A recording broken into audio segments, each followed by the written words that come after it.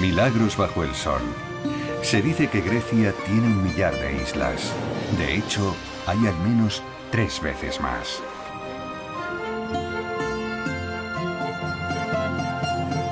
Bienvenidos a un viaje de descubrimiento a través de las islas de Grecia.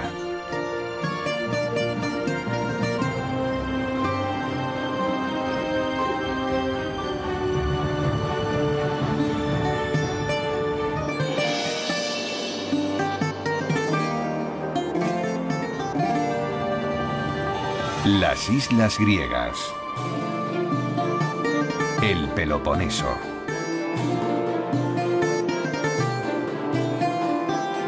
Esta parte de nuestro viaje nos lleva al Peloponeso, la mayor y más joven de las islas griegas. Empezamos explorando la isla desde el norte, comenzando en Río, y después viajamos de Arcadia a Corinto. A lo largo de nuestro periplo nos detendremos en lugares de gran calado histórico como Olimpia. Alexis nos lleva de excursión en su tren de cremallera que recorre las montañas. Pasamos por túneles estrechos y llegamos a la parte interior del país a través de frágiles puentes. En el antiguo estadio de Nemea hablamos con Amalia, que se está preparando para un ultramaratón a Olimpia. En la Arcadia Dorada hablamos con Olga. Es una joven apicultora que regresó al pueblo natal de su abuelo para labrarse un porvenir. En Corinto, los aficionados al puenting saltan al canal que está en el origen de la isla del Peloponeso. En medio del anfiteatro de Epidauro, María nos introduce en el mundo del teatro griego. Es la primera vez que actúa en el escenario más importante de toda Grecia. En Nauclia, comprendemos la importancia del comboloi.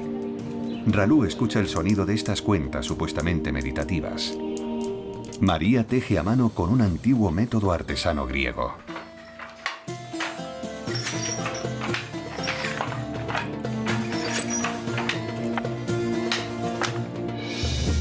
Y en Leonidio vemos cómo Ioannis fabrica globos de aire caliente de varios metros de altura que se lanzan en la vigilia de Pascua.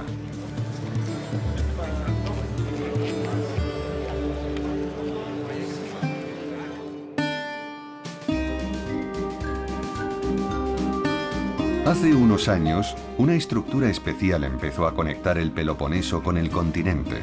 Se trata del puente soportado por cables más largo del mundo. Su construcción fue un auténtico reto.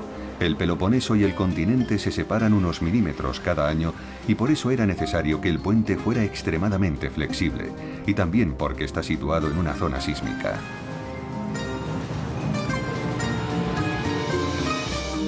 Es necesario que los pilares que sostienen el puente resistan los terremotos y también las eventuales colisiones de los enormes petroleros.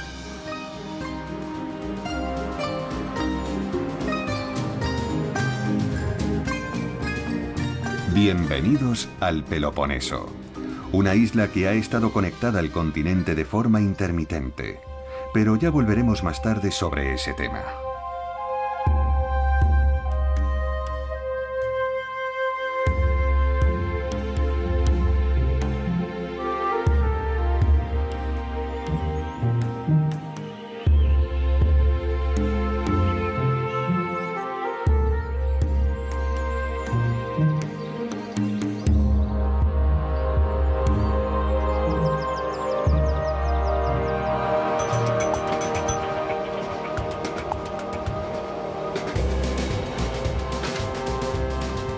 Empezamos en la garganta de Buraicos, donde un tren de cremallera nos lleva hasta los pies de la montaña en el interior del país.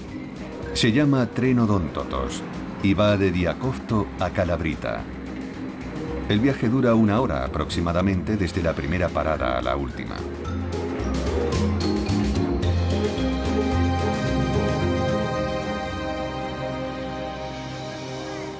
Alexis Leuritis no está relacionado profesionalmente con este tren, pero aún así lo considera su tren. Se siente identificado con la historia del Odontotos.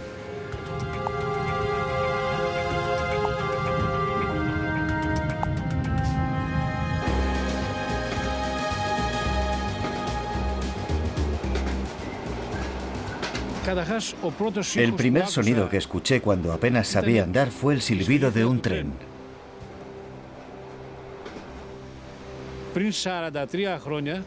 Mi padre era el jefe de estación hace 43 años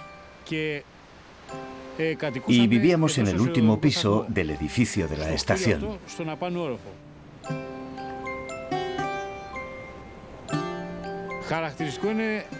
Recuerdo una cosa muy curiosa, algo de lo que los ancianos siguen hablando. Yo era un niño bastante inquieto, así que mi padre me ataba a un banco con un cinturón, como un perro. Pero solo lo hacía para evitar accidentes. Creo que tenía miedo de que saltara a la vía por la alegría de ver llegar el tren al oír el potente silbato.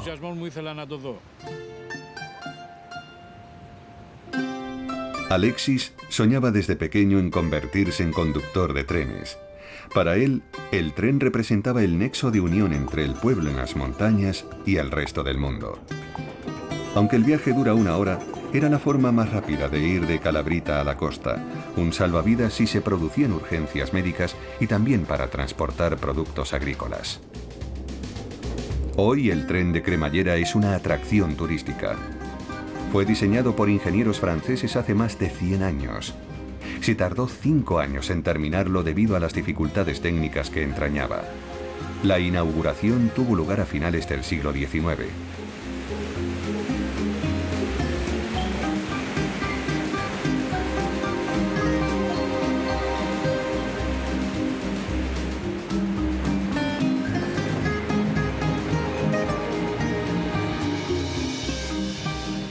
Desde entonces, el tren ha funcionado prácticamente todos los días, independientemente de las condiciones meteorológicas.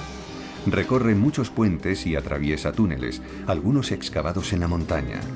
Se producen desprendimientos de rocas con cierta regularidad, así que un ingeniero vigila las vías.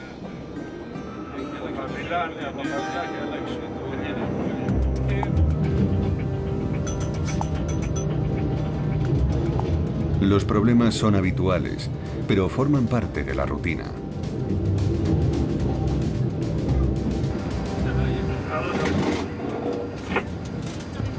A veces el tren tiene que detenerse para que quiten las piedras que han caído a las vías.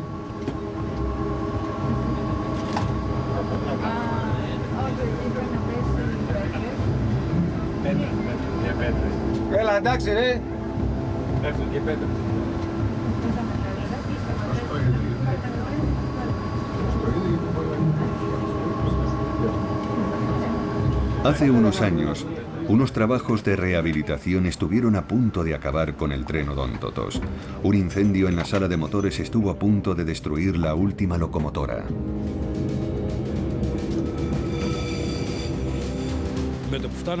Cuando llegué, los bomberos empezaban a apagar el incendio. Entonces, me di cuenta de que todavía había una locomotora en el cobertizo. La intervención de Alexis fue providencial. Rompimos la puerta con ayuda de los bomberos. Había muchísimo humo. Me tapé la boca y la nariz con una toalla mojada y entré. Encendí el motor y lo saqué del edificio en llamas. Gracias al rescate de la vieja locomotora se realizaron trabajos de mantenimiento que llevaban mucho tiempo pendientes. ¿Quién sabe lo que hubiera pasado con el tren? Porque lo cierto es que dejó de ser rentable hace mucho tiempo. Lo bueno es que cuando terminaron las obras, llegaron vagones nuevos.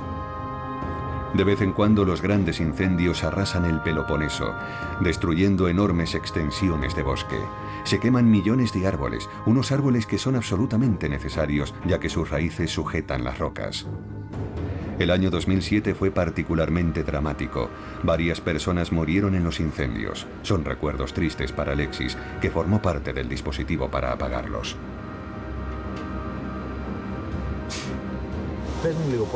No quiero ver más tierra quemada. Ni siquiera pensar en ello. Todo el mundo debe respetar nuestra naturaleza.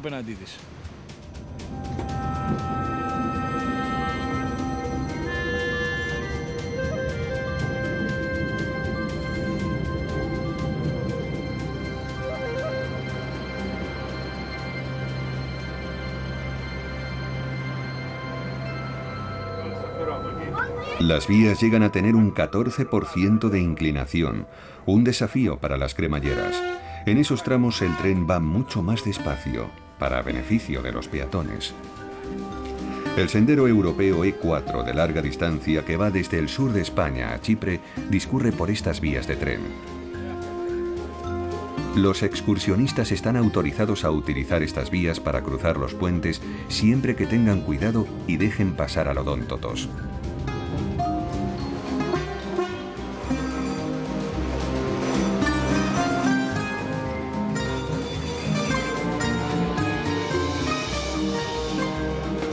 Al principio las vías del tren iban a llegar hasta Trípoli, pero los laboriosos y caros trabajos de construcción no fueron necesarios gracias a los avances tecnológicos y a la construcción de otras vías de transporte. El único recurso natural del Peloponeso que podría haber sido rentable eran los depósitos de lignito, pero su extracción era demasiado costosa y no valía la pena.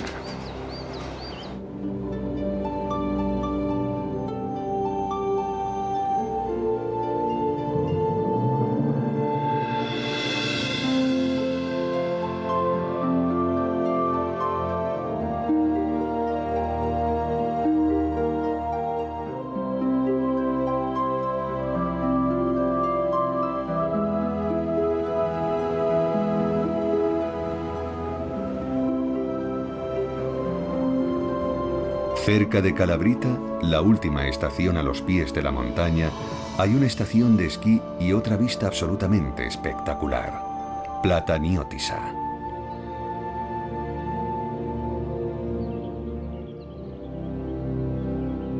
A 800 metros sobre el nivel del mar, nos encontramos con una extraña capilla.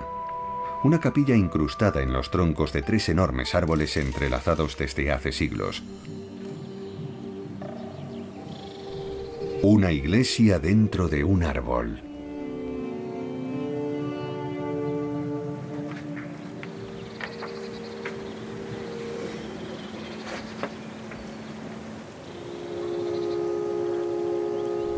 Los visitantes disponen de una pequeña mesa donde dejar sus peticiones.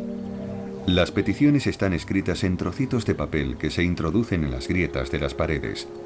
De esta forma, el árbol puede entregarlas a la Virgen María.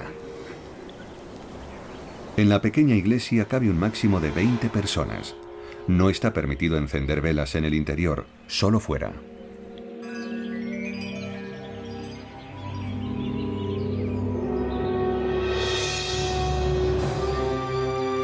Ahora nuestro viaje nos lleva en dirección sudeste. No muy lejos de aquí, hace más de 2500 años, se libró una batalla crucial entre persas y griegos. Tras la victoria de los griegos, se envió un mensajero a Atenas para anunciarla.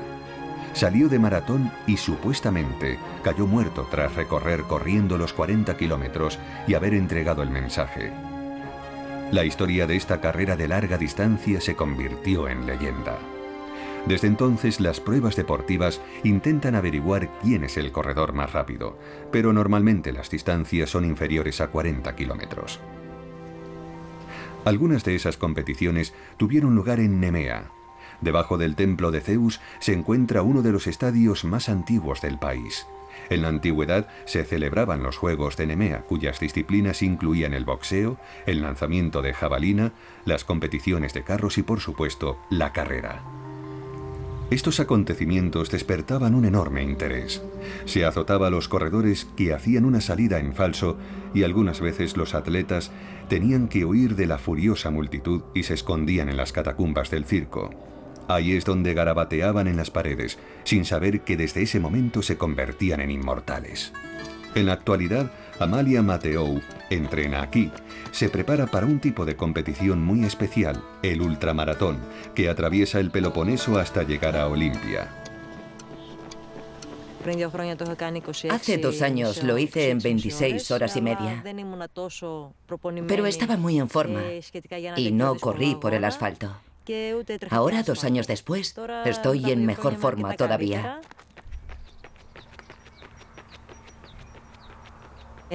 Así que espero bajar de las 25 horas. Amalia es ambiciosa. Tiene que correr durante 180 kilómetros sin hacer ningún receso. Es cierto que el paisaje es maravilloso, pero correr más de 24 horas seguidas es una barbaridad. Se esfuerza al máximo en los entrenamientos y tiene muchísima experiencia.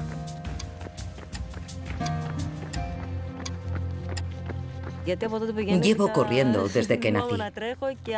He probado otros deportes, pero al final me decidí por la carrera. La libertad que sientes al correr por estos maravillosos paisajes en los que solo escuchas a tu cuerpo es incomparable. Amalia sabe lo dura que es la competición y se prepara para todo tipo de esfuerzos físicos. Que te duelan los músculos es un gran problema. Pero los calambres en el estómago también son malos. La mayoría de los corredores tienen problemas de estómago.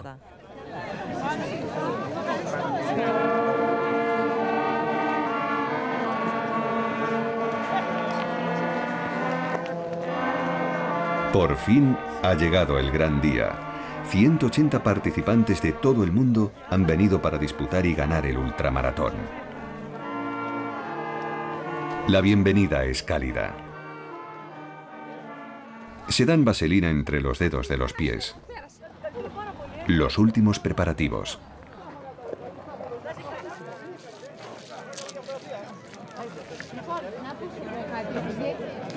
Su amigo Jota es el mentor de Amalia. La anima no solo a terminar la carrera, sino también a quedar entre las mejores. La salida de la carrera no reviste ninguna emoción, ya que los primeros segundos de una competición de 24 horas no tienen importancia. Todos los corredores se enfrentan a 180 kilómetros y a cambios de altitud de 3.800 metros sin ningún receso. En una competición, lo más importante es correr con el alma, independientemente de tu condición física. Si no tienes una buena actitud mental y tu corazón carece de impulso vital, es difícil seguir adelante.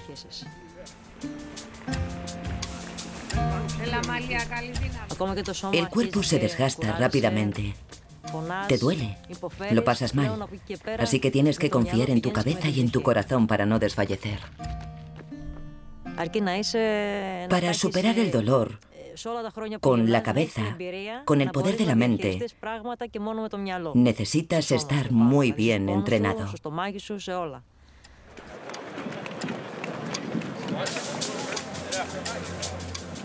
Al principio de la carrera, todos los participantes corren muy juntos. Hay que esperar a la tarde para que cada uno encuentre su propio ritmo y domine los 180 kilómetros con recesos muy cortos. Además de la distancia, los atletas tienen que enfrentarse a un tiempo cambiante y a grandes fluctuaciones de temperatura entre el día y la noche. En el puesto de control del kilómetro 33, los corredores van llegando uno a uno y descansan por primera vez después de unas 3 horas. Pero, ¿dónde está Amalia?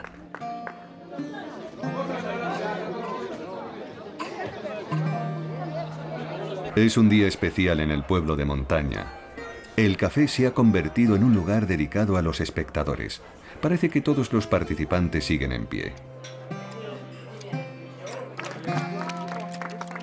Amalia, con el dorsal 126, se limita a cambiarse de zapatillas, coger algunas provisiones e información antes de volver a ponerse en marcha.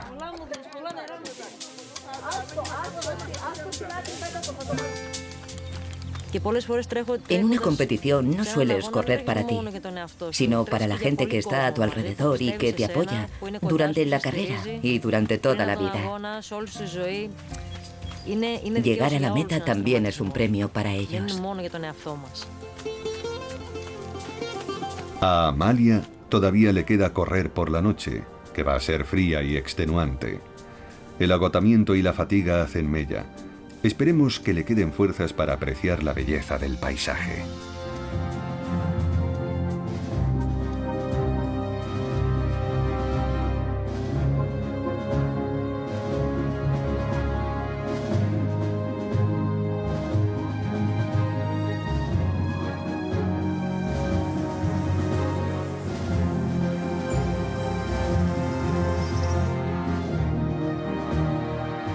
Arcadia está cerca de la ruta que toman los corredores. Ovidio y Virgilio ya alabaron hace mucho tiempo este hermoso paisaje. Pero fueron Goethe y otros románticos alemanes los que, soñando con países lejanos, viajaron al mar Mediterráneo e hicieron famosa a Arcadia al considerarla un paraíso en la tierra.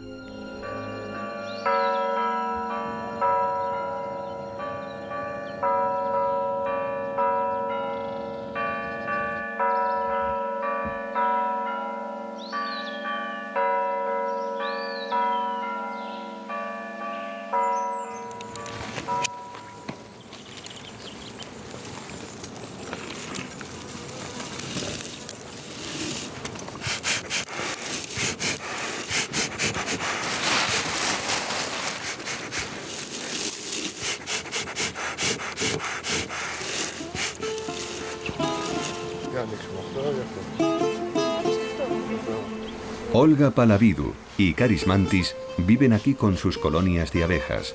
Son conscientes de que están en un paraíso. Según dicen ellos, el aire puro de Arcadia, sin humos de coches ni pesticidas, proporciona un medio ideal para las abejas.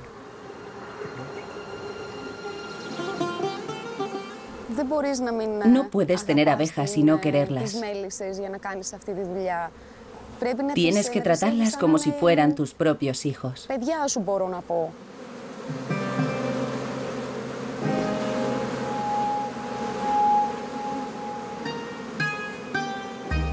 Olga y Karis vivían en Atenas antes de trasladarse al Peloponeso.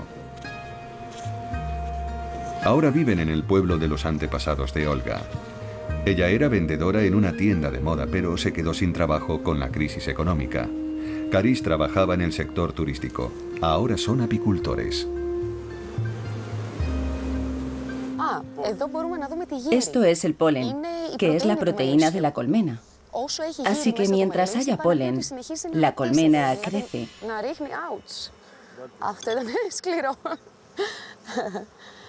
La abeja reina sigue reproduciéndose. Y la producción de miel va viento en popa. Sigue creciendo. Resumiendo, el polen es como un buen filete para la colmena. De él van extrayendo todo el alimento necesario para posteriormente elaborar la jalea real. Además de la miel, los apicultores extraen otros productos valiosos de las abejas como la jalea real, el própolis y el polen.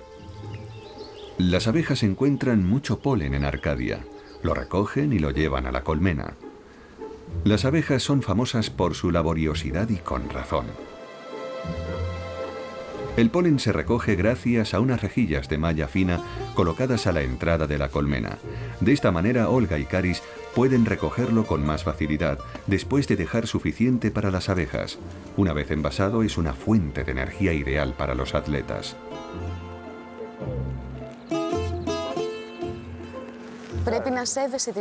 Hay que respetar a las abejas y moverlas suavemente para que no te piquen. Una picadura de abeja duele bastante. Así que cuanto menos las molestes, mejor. No debes matar ni una sola abeja.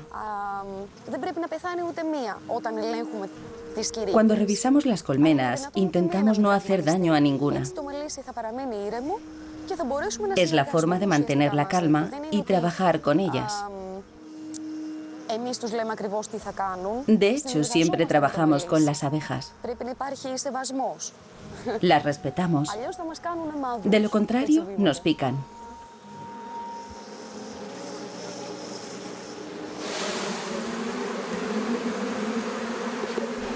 Por ahora, Olga y Karis no pueden vivir de su miel, pero ambos confían en que algún día la calidad de la miel de Arcadia se haga famosa.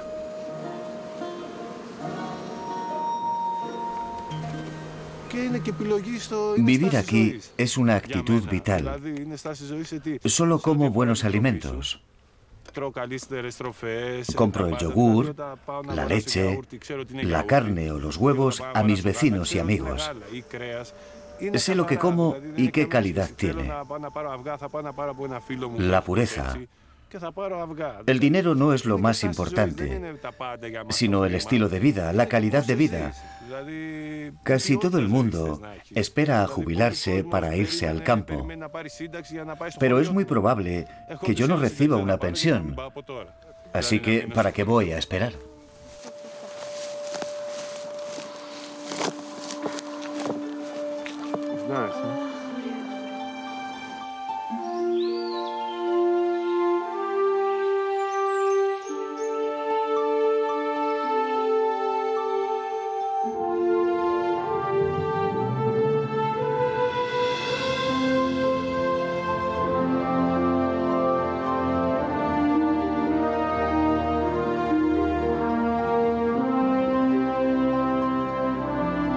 Siguiente escala, la costa. Estamos en un lugar donde los griegos han intentado doblegar con vehemencia a la naturaleza, tratando al Peloponeso como lo que fue hace mucho tiempo, una isla. De hecho, los expertos siguen discutiendo sobre la insularidad del Peloponeso.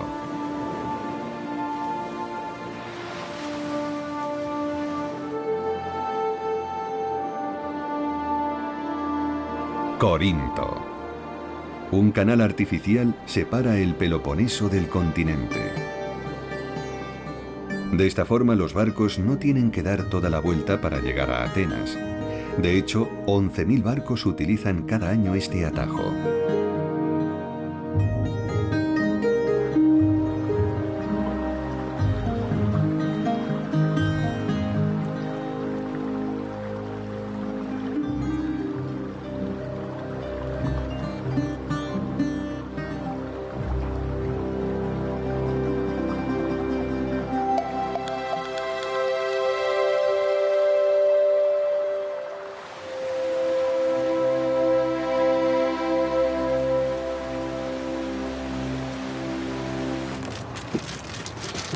Pero el canal es también un destino muy apreciado para los adictos a la adrenalina.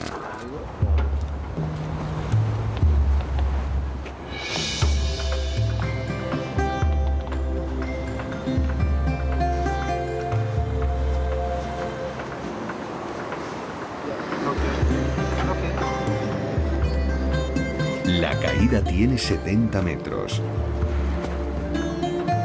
Los aficionados al puenting utilizan este canal relativamente moderno para vivir sensaciones fuertes.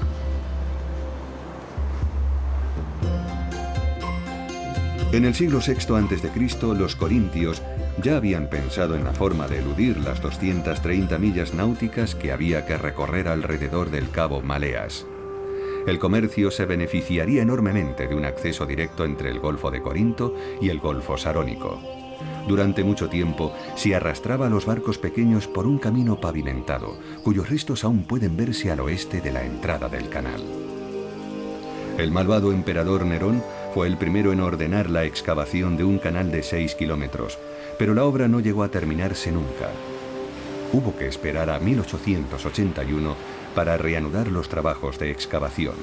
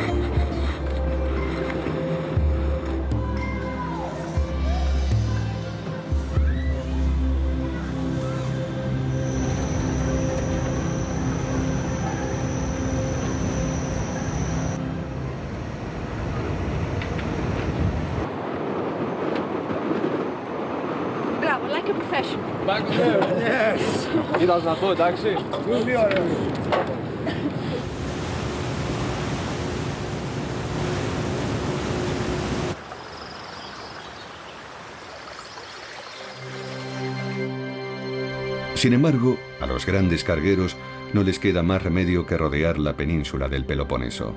No pueden utilizar el canal porque es demasiado estrecho.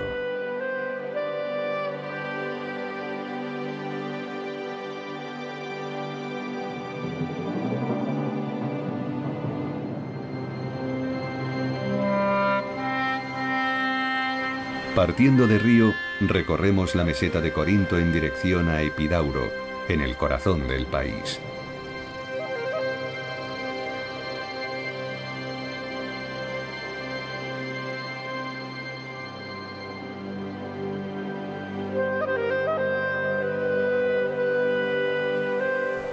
Aquí se encuentra el teatro más famoso del mundo, enclavado en plena naturaleza.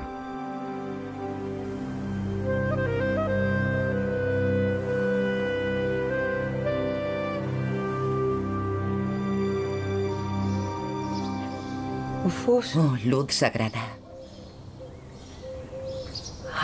Aire que llenas tanto espacio como la tierra. ¿Cuántas veces habéis oído los gritos innumerables de mis lamentos? ¿Habéis visto estas manos henchidas de dolor?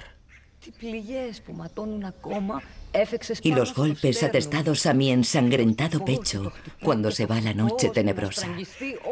Y mi lecho odioso. En la morada miserable, sabe las largas vigilias que paso, llorando a mi desgraciado padre, a quien Ares no ha recibido, como un huésped ensangrentado en una tierra extraña, sino de quien mi madre y su compañero de lecho, Egisto, hendieron la cabeza con un hacha cruenta, como los leñadores hacen con una encina. María Malucú entra en escena en el papel de Electra. Protagoniza el drama homónimo de Sófocles, de 2500 años de antigüedad. Electra está de luto por la muerte de su padre, que fue asesinado por su madre y su amante, una tragedia que se representa habitualmente en Epidauro. Es la primera vez que María actúa en este escenario, un teatro que lo es todo para cualquier actor griego que se precie. Actuar en Epidauro es, con toda seguridad, el máximo honor al que puede aspirar un actor teatral. Es emocionante. Una mezcla de sentimientos. Es emotivo, maravilloso, aterrador. Cuando estoy en el escenario, vivo una mezcla de emociones muy diferentes.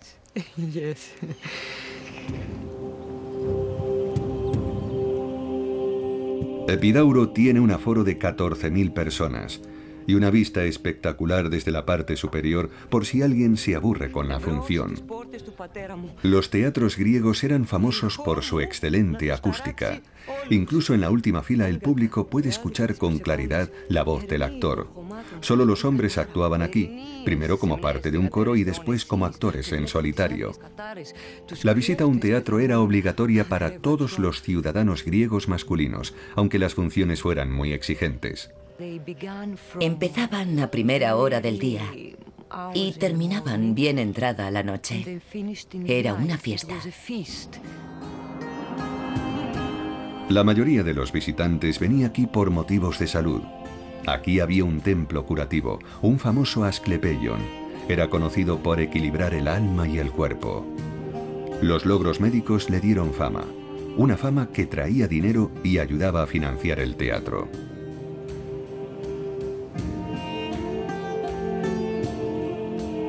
Y este teatro no solo quería ser un remedio para la mente, sino también para la sociedad. La educación política, social, la enseñanza de las leyes, era como una iglesia comunal que frecuentaban los filósofos y donde debatían ideas para resolver problemas sociales y políticos. Si se mira de cerca, se aprecia que en este teatro nació una de las ideas que más han influenciado al mundo. La revolucionaria ideología de la democracia nació hace 2500 años de un diálogo entre la gente, los actores y los filósofos.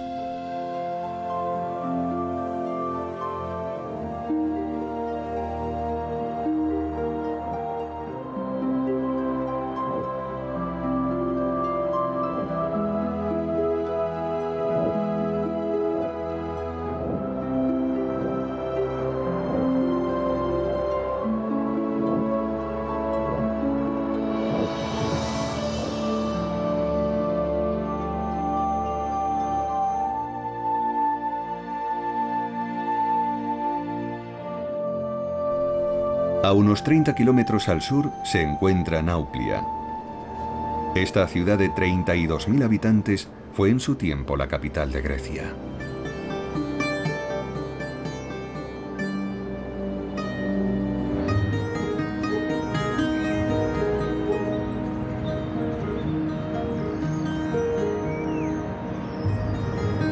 Este lugar conserva cierta atmósfera de las diferentes culturas que lo poblaron en su día.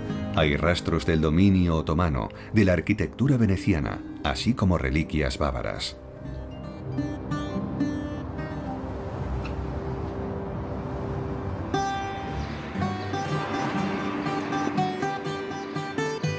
Al igual que en otras islas griegas, son sobre todo hombres los que frecuentan el café. Hombres leyendo el periódico, hablando, tomando café o jugando con su komboloi. Nauplia está considerada la cuna de este juego. En su origen, fue una protesta contra la cuerda de oración de los ocupantes musulmanes, pero después su popularidad rebasó las fronteras de Nauplia. Cuando se juega con él, emite un sonido, canta, como dicen los profesionales. Es la música de las almas libres, muy suave pero inconfundible. Ralou Gromitsari es una experta en el komboloi.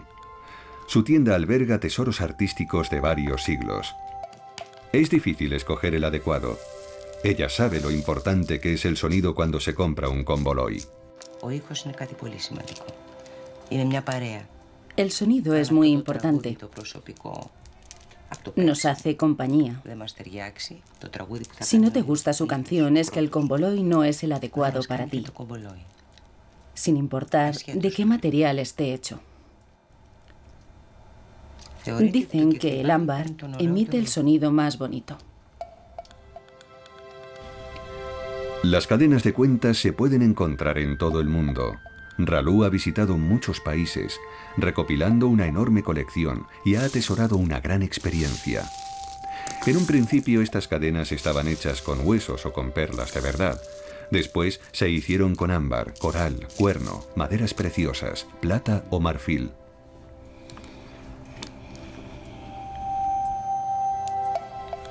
Lo más importante a la hora de escogerlo no era el aspecto del material, sino cómo sonaba, a diferencia de sus predecesores, las cuerdas de oración.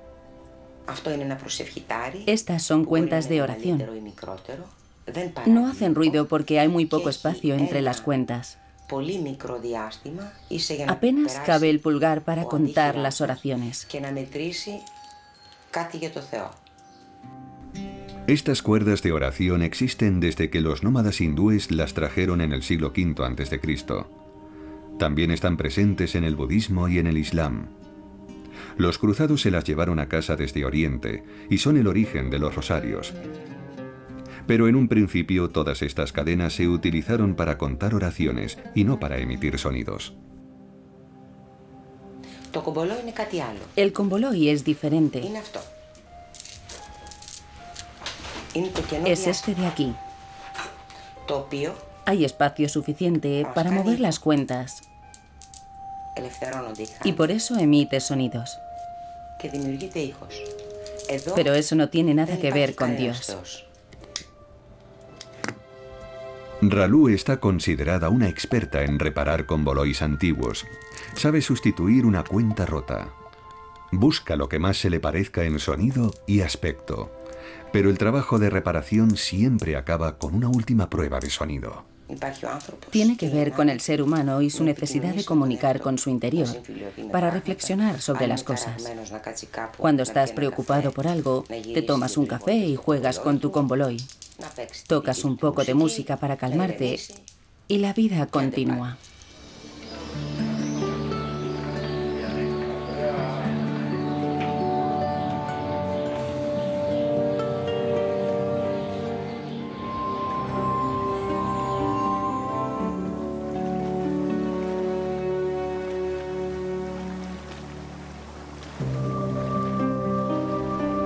En el puerto de Nauplia se encuentra la fortaleza de Burzi, el símbolo de la ciudad.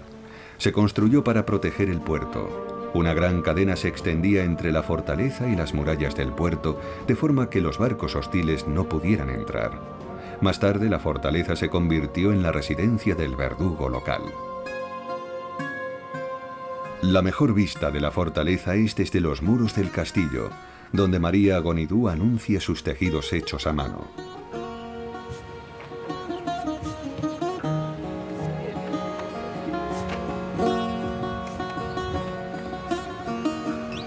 María tiene un taller en la parte antigua de la ciudad y solo trabaja con telas elaboradas por ella misma. Para teñir la lana y el hilo solo utiliza materiales de los que ya se servían sus antepasados: hojas, corteza de árboles, flores o pieles de cebolla. Una vez teñidos, la tranquilidad se apodera de su taller. Lo único que se escucha es el telar.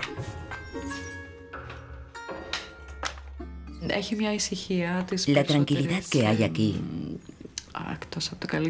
te ayuda a concentrarte y a tejer. Me encanta.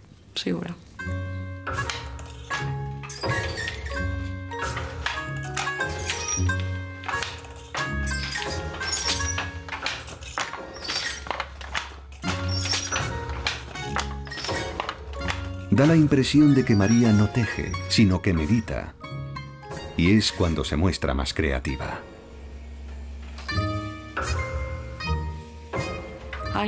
Es fascinante trabajar con un telar. Estás a tus anchas para crear un patrón de tejido, para encontrar tu propio ritmo. Y ese proceso determina el resultado, el patrón y la calidad de la tela.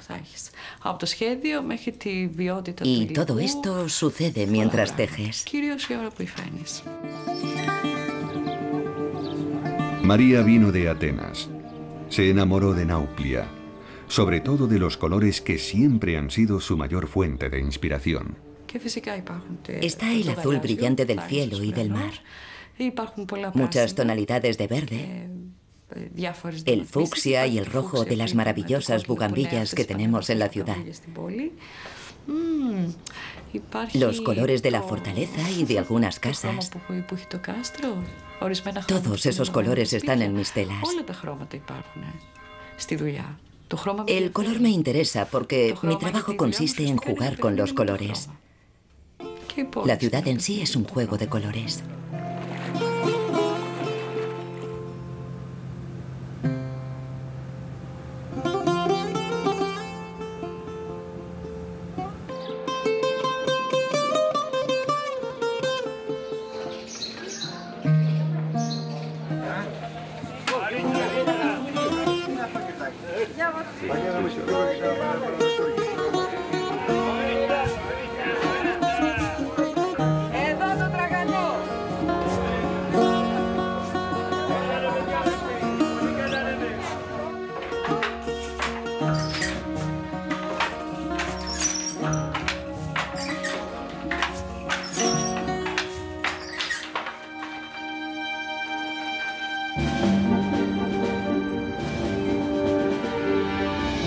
A 230 metros por encima de la ciudad está el castillo al que solo se llega subiendo 999 escalones. Es relativamente reciente si lo comparamos con otros lugares de interés histórico del Peloponeso, ya que los venecianos lo construyeron en el siglo XVII. Nuestro viaje nos lleva todavía más al sur. Hasta ahora hemos estado en Epidauro y Nauplia. Pronto llegaremos a Leonidio y por último a Olimpia, antes de terminar en Mani.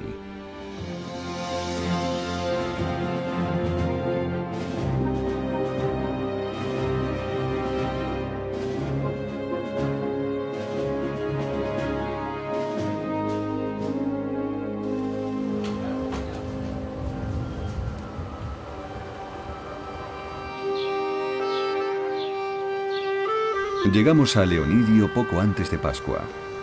En la ciudad, las casas están decoradas con unas misteriosas bolsitas.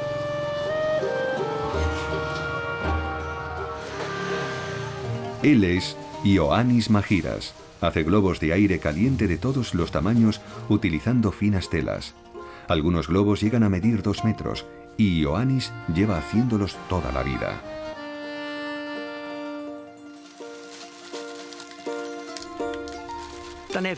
Hace tiempo, en Leonidio, se quemaban ramas para simbolizar la incineración y la resurrección de Judas.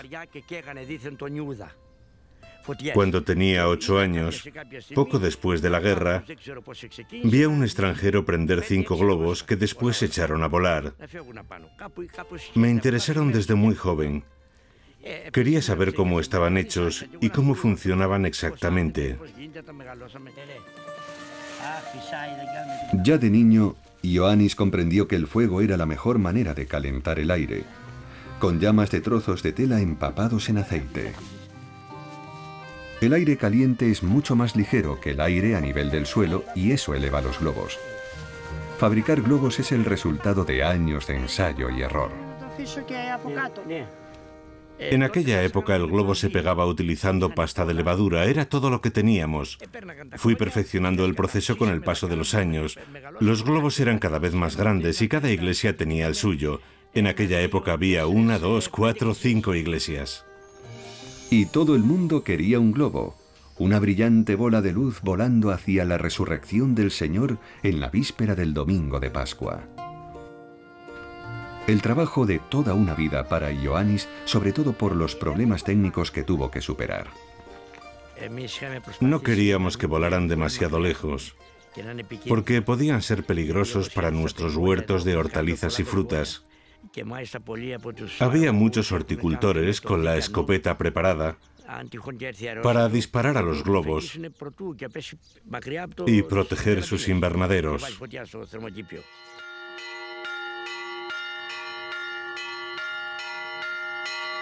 Ha llegado por fin el gran día en el que los globos de Ioannis se someten a la gran prueba.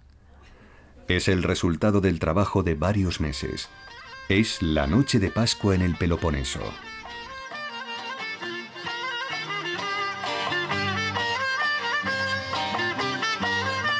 Al principio, los vuelos de prueba que realiza al caer la noche le ayudan a averiguar la dirección del viento.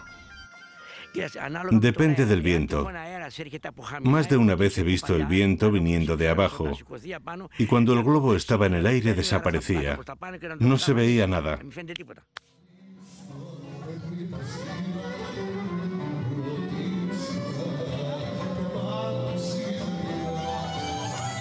El espectáculo empieza bien entrada la noche bajo un cielo negro como el carbón. Y la alegría de la gente es todo lo que Ioannis necesita para sentirse feliz y querido.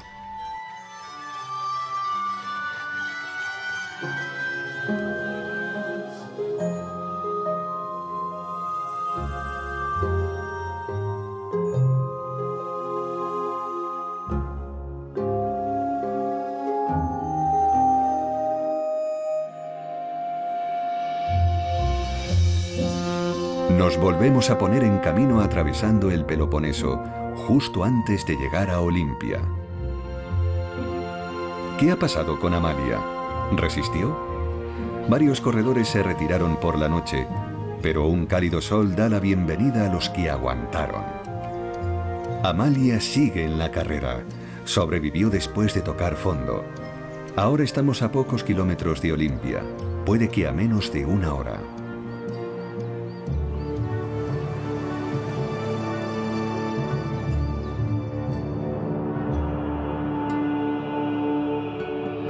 Aquí, en el templo de Zeus, los atletas llevan compitiendo desde el 776 a.C.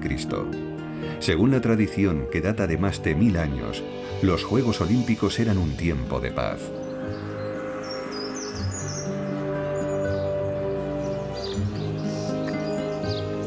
Amalia se aproxima a la meta.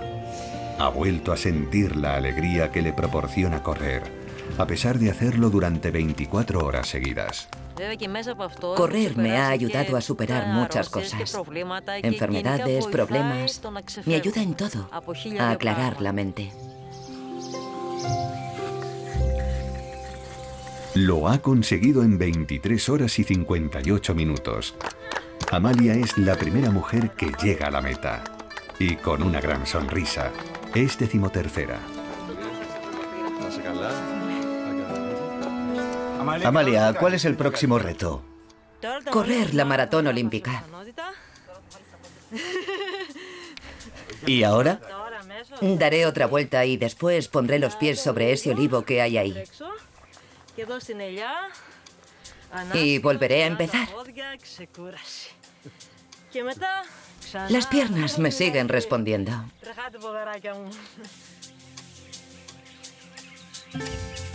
Después de hacer 180 kilómetros en menos de 24 horas, Amalia no tiene miedo de nada. Ni siquiera a la pista en el estadio de Olimpia, que es especialmente imponente, ya que, según la mitología, se utilizó el pie del mismo Hércules como medida. Desde el estadio volvemos a dirigirnos hacia el sur.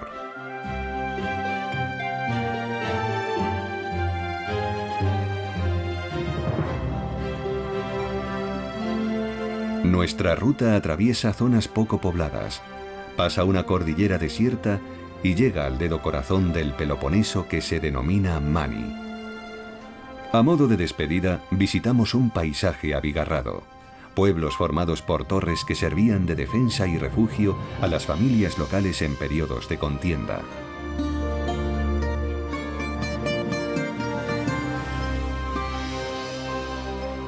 Nuestro viaje por el Peloponeso ha terminado por hoy. Ponemos rumbo al sur, adentrándonos en mar abierto.